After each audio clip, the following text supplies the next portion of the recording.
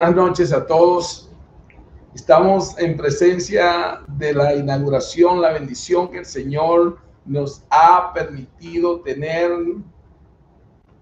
Por muchos meses hemos estado embarazados de este proyecto a través de YouTube. Por muchos meses, muchos comentarios, muchas personas cercanas a nuestro matrimonio, a nuestra familia, han estado con ese deseo de que algo bueno va a salir de la casa de los George. Así como lo dijo, algo bueno podría salir de donde venía el Señor Jesucristo. De allí salió algo bueno y de aquí hoy sale algo bueno. En el nombre poderoso de Cristo Jesús, nosotros hemos creído que somos útiles en las manos del Señor Jesús cuando le hemos creído, además de que somos elementos para transformación de vida, de edificación de vidas.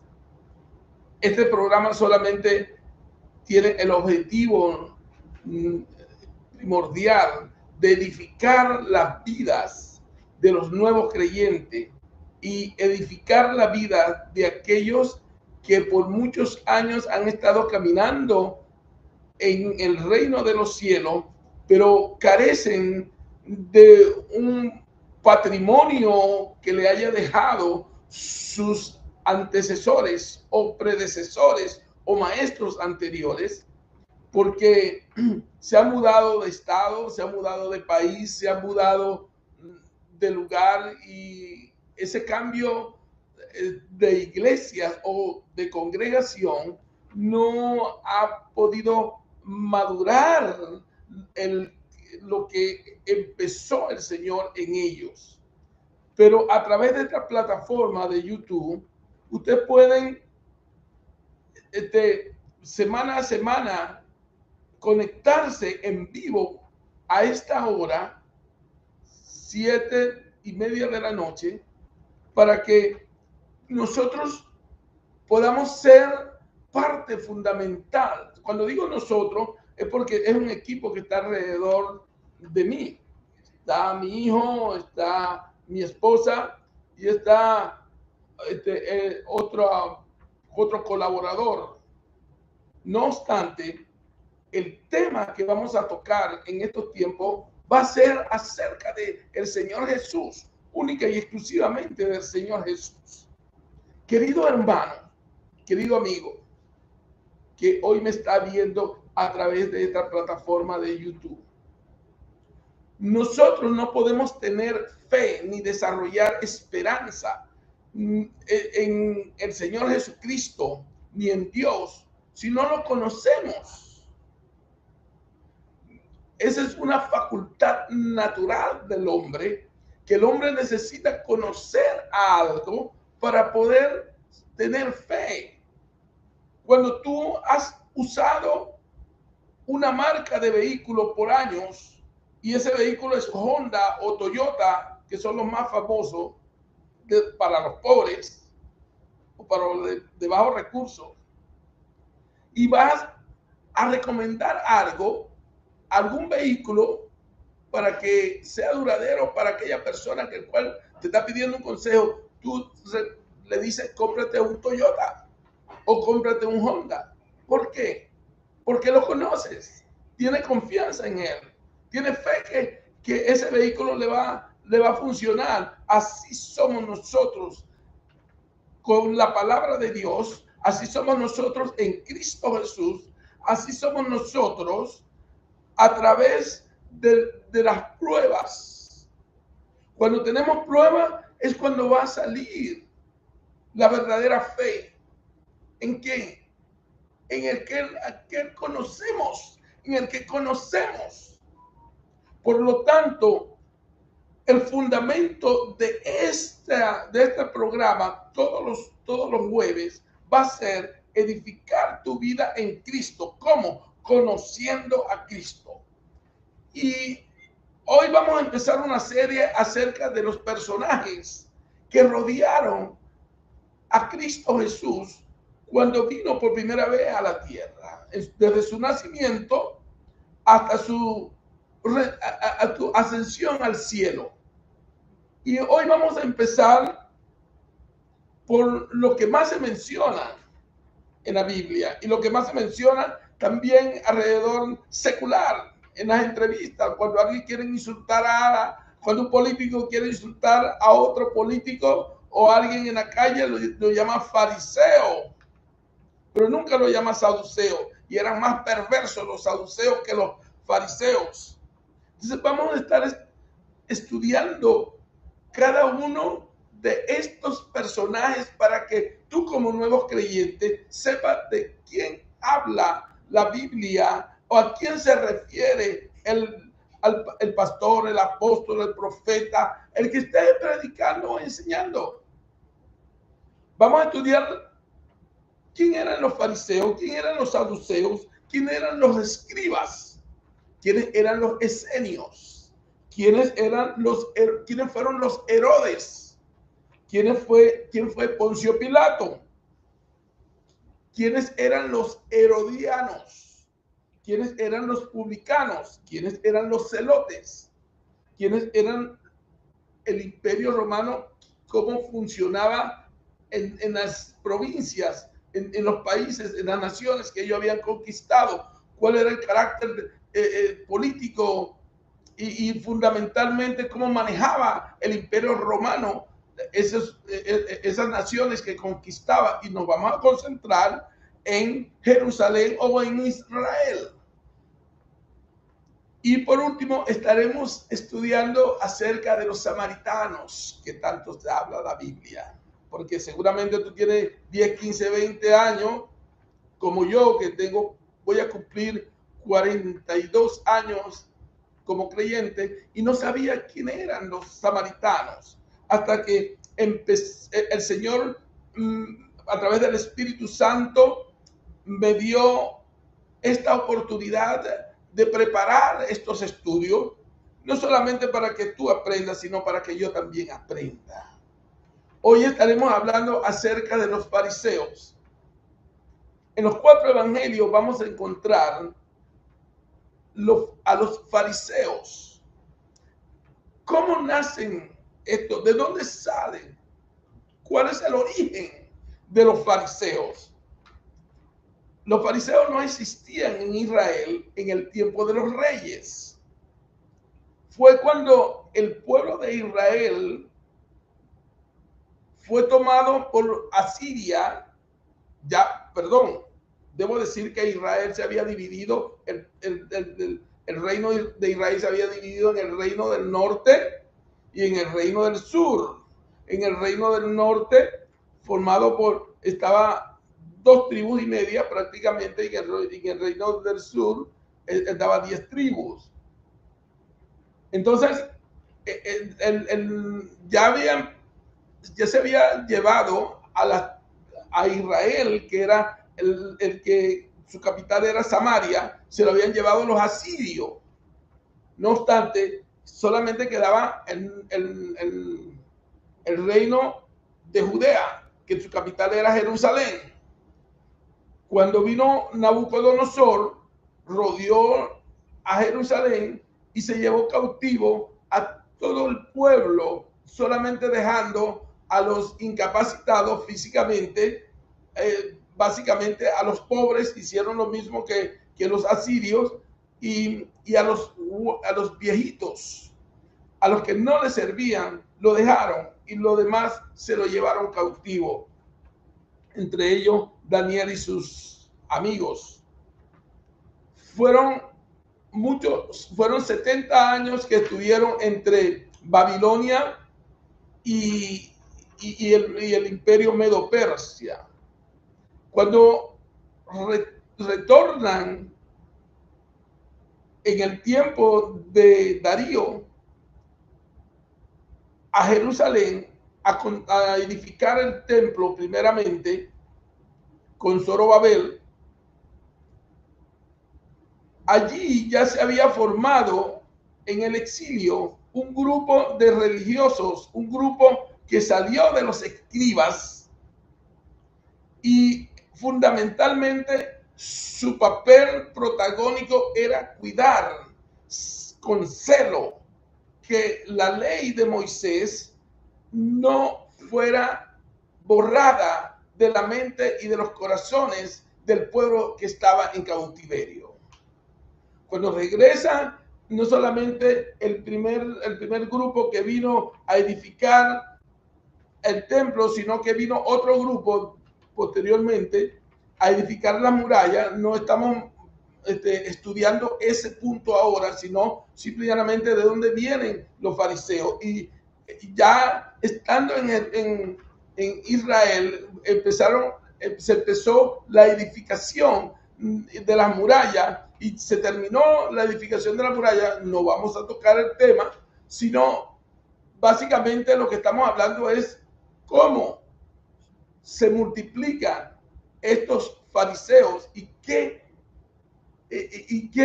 argumento o qué funciones tienen ellos que fueron y son trascendentales hasta el día de hoy para que los judíos no acepten al Mesías, para que los judíos, el pueblo hebraico, no acepte a Cristo Jesús como el Mesías, el cual había sido prometido por Dios desde el Génesis, pasando por todos los libros del Antiguo Testamento, hasta llegar allí a ese momento de su advenimiento como el Verbo encarnado. Entonces los fariseos cambiaron la ley de Moisés en muchos aspectos. Y estos aspectos tienen que ver con imponer leyes de hombre por encima de la ley de Moisés. Algo que era inllevable, incumplible por el pueblo. No lo podían cumplir. Había cierto dominio de la masa por el celo que yo expresaba, tanto que es así que el apóstol Pablo fue uno de ellos.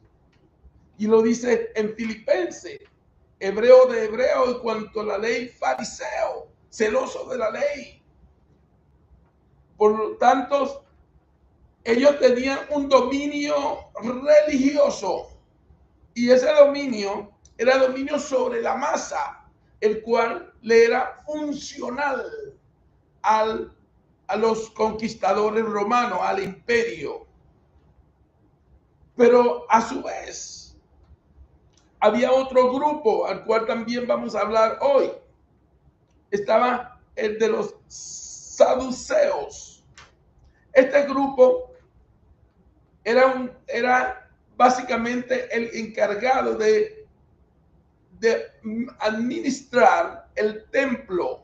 Eran los autócratas, eran hombres de élite, manejaban la economía, vivían lujosamente, vivían de una manera descarada, manteniendo un férreo dominio de lo que se hacía y se movía dentro del templo.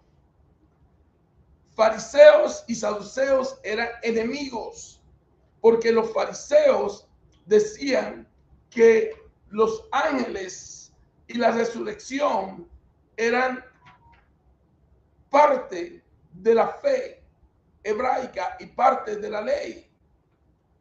Por otro lado, los saduceos decían que no existía ni ángeles, no existían, ni ellos creían ni en profetas, ni ellos lo único que creían era en el Torá, los 5 libros de Moisés. Y no obstante, solamente creían en eso y en ello para poder tener el dominio de el templo, porque el templo era una mina de oro, era una mina de dinero, era una entrada extraordinaria financieramente, sobre todo en el mes de las fiestas, en la Pascua, porque en el tiempo de la Pascua subían a Jerusalén a adorar muchísimos judíos de todas partes de las regiones cercanas que podían dirigirse a Jerusalén a adorar. Y entonces tenían que comprar los animales para el sacrificio. Y ahí es donde nosotros podemos recoger el por qué el Señor Jesús entró de una manera furiosa al templo y derramó las monedas de los cambistas y tiró la moneda, los platos al suelo y liberó a los animales. Hubo una gran pérdida para ellos. Y eso fue uno de los elementos que empezó a sellar la alianza entre saduceos y fariseos, y también los herodianos, los cuales por ahora no lo voy a tocar, porque antes de hablar de los herodianos, tengo que hablar acerca de los Herodes primero. No obstante, los saduceos eran hombres que no creían prácticamente en ningún tipo de revelación. Ellos nada más lo único que creían era que tú compraras, que los fieles que subían a Jerusalén a adorar comprara el animal para el sacrificio. Pero mira lo que hay detrás de eso para que no caigan en palabras deshonestas. Ni que yo dije ni que él dijo. El problema principal en el templo era que por un lado entraba la familia, una familia, y compraba un becerro. Y ese becerro valía más que una paloma, por supuesto. Un becerro tenía que tener un valor, vamos a ponerle en dólares, $5,000. Y si los judíos actualmente 20,000 o 1,000,000 o lo que sea. Porque el sacrificio era de expiación, porque era una sola vez al año. Entonces, por un lado entraban con ese becerro y por otro lado lo sacaban. Y el que estaban, y la sangre que venían a salpiquear sobre la familia con el hisopo, ya era la sangre de otro, y tal vez no era ni de becerro. Y entonces había una gran corrupción, era semejante a la corrupción de los templos paganos, del cual nosotros podemos leer en el libro, en las epístolas escritas a los Corintios, que Pablo decía que había una gran discusión entre las comidas y la extensión de comer, y que no querían y hacían pleito por los comidos que eran dedicados a los ídolos. Lo que pasaba en esos templos era lo mismo que pasaba allí en el templo. Ya no era el templo de Salomón, porque ellos se llamaban el templo de Herodes, porque no voy a hablar de Herodes, pero vamos a tirar una perlita aquí. Herodes fue el que edificó el último templo que estaba de pie cuando el Señor Jesús dijo: tú eres esta majestuosidad de templo, no va a quedar piedra sobre piedra que no sea removido. ¿Y cómo será? Bueno, ya eso es, vamos a esperar que esa enseñanza llegue. No obstante, la corrupción era campante, o sea, que la corrupción siempre ha estado alrededor de la fe. Nosotros básicamente lo que queremos con estas enseñanzas es que ustedes vayan identificando en el tiempo en que vino el Señor Jesús la presión social, la presión religiosa, la presión económica y la presión política que existía cuando el Señor Jesús anduvo entre nosotros. Algo que nosotros estamos experimentando y experimentamos. Hay una presión por todos los lados. Hoy no se llama saduceos o tienen otros nombres. Los escribas. ¿Quiénes eran los escribas? El primer escriba del cual nosotros tenemos conocimiento fue Moisés. Después de Moisés tuvo que enseñar a otros. O prácticamente lo inició en el manejo de la letra, porque el pueblo que salió de Egipto salió hablando semí, no era hebreo, salió hablando semí. No obstante, hablaba un idioma que era entre egipcia y semí. No, y luego fue Moisés el que recibió del Señor la lengua, el idioma, la letra hebrea. Ah, no, que tú no debes enseñar eso porque esto nos toca a mí, a nosotros los judíos. No, no, yo simple y llanamente soy uno de los más pequeños en todo, que solamente puedo tener de intrusión porque el espíritu que mora en mí puede darme lo que yo deseo, servirle a Dios, y que lo que Dios desea conmigo, usar mi boca como instrumento para llegar a ustedes. Vamos a hablar de los escribas. Básicamente eran los que escribían en tabla y después en papiro, en papel, en documentos, en rollo, pudieron transmitir o dejar plasmada lo que era la ley y luego lo que eran lo que dijeron los profetas. Los escribas tenían una gran influencia sobre el pueblo. ¿Por qué? Porque eran las personas con más conocimiento acerca de lo que decía el Torá, la ley de Moisés. Ahora, usted podrá decir, no, pero me dejaste ahí con los semí. No, después, en otro momento, estaré enseñando acerca de que, porque el semí era una lengua muerta como es el latín. Y consistía en repetir las cosas, la historia, una y otra vez, la misma. Y por eso es que la palabra de Dios dice que estas palabras las repetirás todos los días mientras viva, y las escribirás en la frente de tus hijos, y la escribirá en los dinteles de la puerta, y la vas a escribir hasta en el corazón. No obstante, una vez que llega la letra a través de Moisés, ya empieza a llamarse hebreo.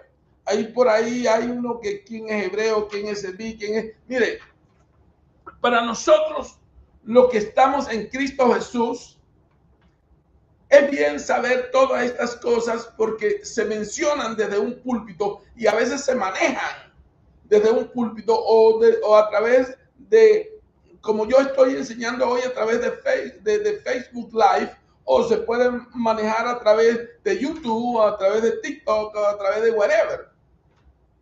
Lo importante es, hermano mío, que tú sepa y tú conozca de primera mano cada uno de los temas que aquí tocamos. No te vayas a quedar con lo que escucha. Tiene que ser como los bereanos, lo de Berea, que eran hombres instruidos, pero lo que Pablo enseñaba o Apolo, ellos iban y lo consultaban en las escrituras a ver si lo que estaba predicando Pablo era cierto. Recuerden que nosotros hoy predicamos una traducción de la Biblia que es nueva y antigua testamentaria, pero al mismo tiempo tenemos influencia del Talmud. El Talmud es lo que el residual de las enseñanzas de los antiguos maestros, sacerdotes o rabinos de el pueblo de Israel. Es el resultado de lo que ellos decían, lo que ellos interpretaban. No obstante, los escribas tuvieron siempre, muchos de ellos, discusiones intensas con el Señor.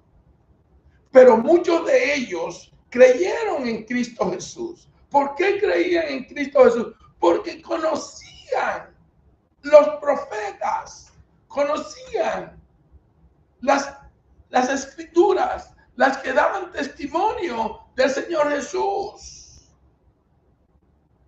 Y no me voy a meter en doctrina, solamente voy a seguir acerca de lo que hasta ahora estamos bien, ¿verdad?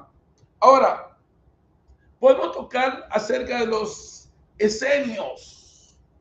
¿Quiénes fueron los esenios? En el Nuevo Testamento, nosotros no conocemos a los esenios.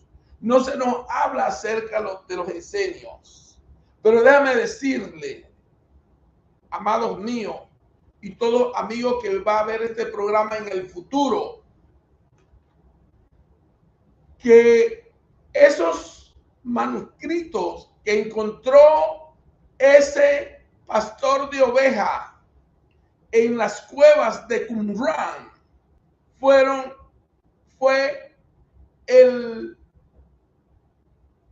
la herencia que nos dejó estos esenios.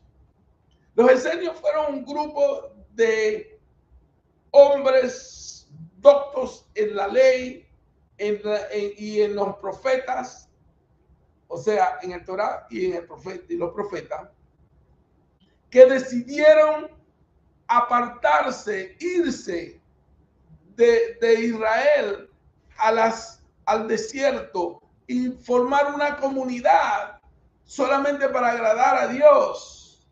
Y estos hombres tenían en esencia sus propias doctrinas sociales y sus propias doctrinas comunitarias. Se alimentaban del kosher food, tenían todo un estilo de vida como lo había mencionado el Señor a través de Moisés en la ley y en los profetas. A ellos también lo eliminaron, a ellos también los extinguieron, a ellos también lo mataron el dominio del Imperio Romano, cuando vino el general Tito y acabó, barrió. Los esenios eran un pueblo apartado para mantener la riqueza y la virtud, la esencia de lo que es la santidad del hombre de Dios. Con esto no estoy diciendo, querido amado, que usted debe tomar una decisión draconiana de no hablar ni comunicarse con nadie porque el mundo está pervertido. No. El Señor Jesús te dijo claramente a ti y a mí que en el mundo vamos a estar, vamos a tener aflicción en el sistema, en las comunidades, en el universo, póngalo como usted quiera. Vamos a tener dificultades, pero que no vamos a temer, porque el que maneja el mundo, Cristo lo venció en la cruz del Calvario. No tenemos que tomar decisiones draconianas y decir, no, me voy a ir a una montaña, porque tarde o temprano vas a fracasar, porque ese no es el plan de Dios. El plan de Dios es que tú vivas entre la sociedad, te muevas entre la sociedad y modele dentro de la sociedad. ¿Modele a quién? Modele a Cristo. Que la gente pueda ver a Cristo en ti. Que la gente pueda ver el mover del Espíritu en ti. Que los dones espirituales se muevan en ti. Que pueda operar en los dones. Sanando gente. Poniendo las manos sobre los enfermos. Diciendo las cosas que le han sido ocultas al hombre. Queridos amados, muchas gracias. Hemos llegado hoy a la conclusión de este primer programa. Este ha sido el programa número 1 Bendiciones. Y suscríbase, dele un like. Necesitamos que este programa, que este canal siga hacia adelante. Yo no voy a estar como lo otro pidiendo, ay, suscríbase. No, no, no. Esto es la palabra de Dios. Y si a usted le parece que hemos tenido un buen día hoy, que hemos tenido un refrigerio espiritual, déjenmelo en su comentario. Después lo voy a leer. Tengo que admitir que no soy un doctor en los medios y tampoco en la tecnología, pero Dios nos va a bendecir grandemente. El Señor le bendiga grandemente. Hasta el próximo jueves.